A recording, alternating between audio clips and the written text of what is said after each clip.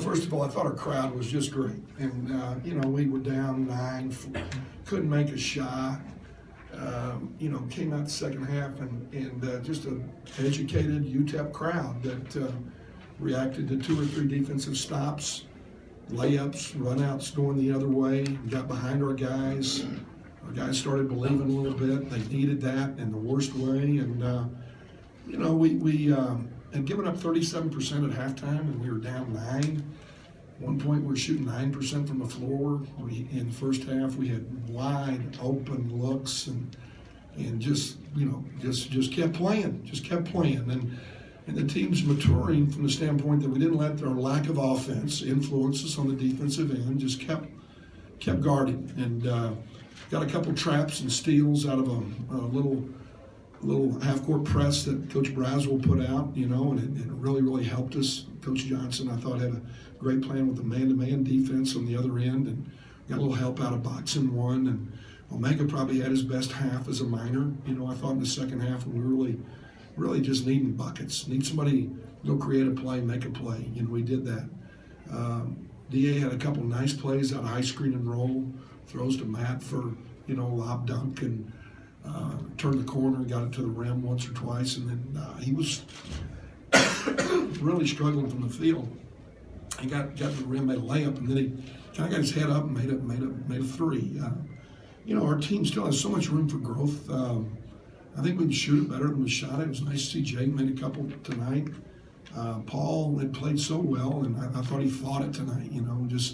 We're hopeful that he'll come back and turn that thing around because he was playing so well, prior to that time. But real proud of our guys. Trey gave us some solid minutes, didn't turn it over. We handled their full court pressure really well, with one exception. We, threw it length of the floor out of bounds, but kind of regrouped, and it's fun to watch them grow. How important was it for you guys to get this win on the night where you honored Jeep Jackson?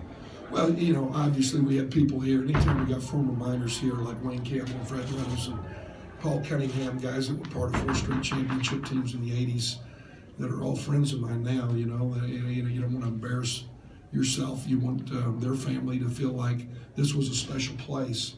And I think when they saw our crowd, they could probably picture they're starting out there playing in that kind of a defensive battle. They got a chance to meet all of our players last night. David Wilbanks, a doctor here in town, had a party for our players, and some of Jeep's old teammates, Fred and Wayne and Soup and Tim Crenshaw, all these guys came over, and the Jeep's family was there, and it was really a beautiful thing. And so it was a great night. I wish I could have seen the halftime tribute, but I just hope our crowd will come back out here Saturday night, and regroup again and recognize, and try to admire the fact that, we're a team in progress, a team that's growing, and we're not out of the woods. And we're going to play a team that, in my opinion, is a top 15 team in the country, in Middle Tennessee State. They're 19-3 right now, and undefeated in our league. And it'll be another great test. And I think our guys will try to come out and play against what I think is a tremendous team here on Saturday. Coach, you talk about that crowd, and we harped on it at the beginning of the season.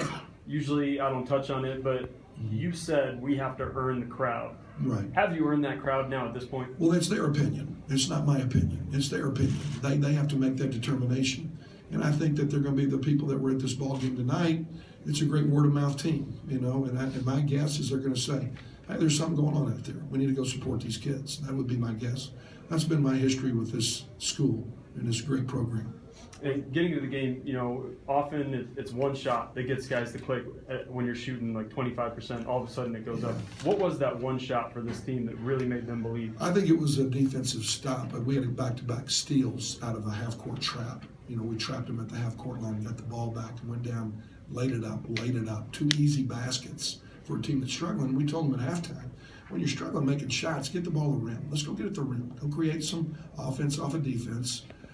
Let's try to get to playing downhill a little bit, out of screen and roll and some other actions, and see if we can't get it to the rim, because you guys can make all those shots. We just asked them, Matt, are you capable of making those shots? DA, are you capable of making those shots? Omega, would you like to have those shots back? Jake, would you like to have those shots back? And they were all like, yeah. So, okay, we'll go prove it. I thought, they played well. They played well. first half, it seemed like UAB was well prepared for what you guys have been doing well.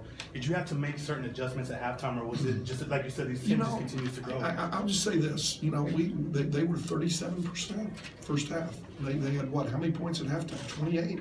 That's a 56-point game, 28-point half. So, no, I thought we played solid both halves defensively. It was just offensively, it was a real struggle for us in the first half. And I thought the defense created offense in the second half. And where the boards ended up, they crushed us in the first half on the glass on the offensive board. And it was probably about like that at halftime. We might have kept that around the same number in the second half. We had 3 turnovers in the second half, and that was huge too. We had seven at halftime. And again, we won the battle in the paint, 28-26. So that helps you get to the foul line. We made more free throws.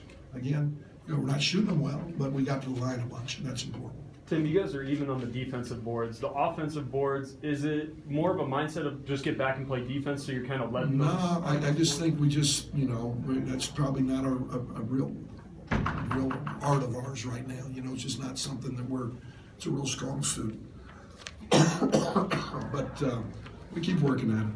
You found different ways to keep yourself competitive and win games, and you mentioned, defense led to offense, defense led to a 7-for-7 streak. How big is that from just a mental aspect and identity aspect for your club? Well, I think it's really important, and our team, we haven't gone around. We haven't seen Middle Tennessee; they're the best defensive team in our league, but our numbers are reflecting that it's given us a chance to hang around, and going into this game, I think we were leading the defensive field goal percentage team in our league by 4 points, 4 percentage points, 37. Everyone else was around 42. 3-point field goal percentage, leading the league by a considerable number. And that in itself has just given us a chance, when we're not making shots, which early in the year we didn't make shots. We couldn't guard me, early in the year. So it's just gotten better. Matt's gotten healthy, okay? Paul's gotten better. DA and Omega are playing with poise, and we're growing.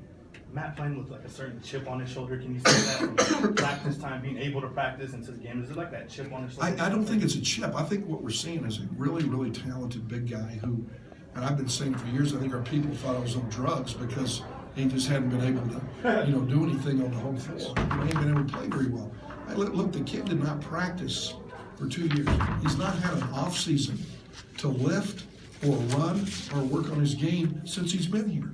Torn labrum surgery the first year, broken foot second year, foot surgery third and fourth years. Okay?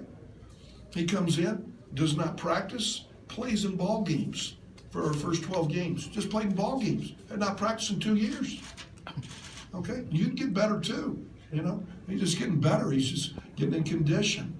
He's getting a feel for the game. You got to catch up to it. And he's a really good talent, and he's playing better and better every night.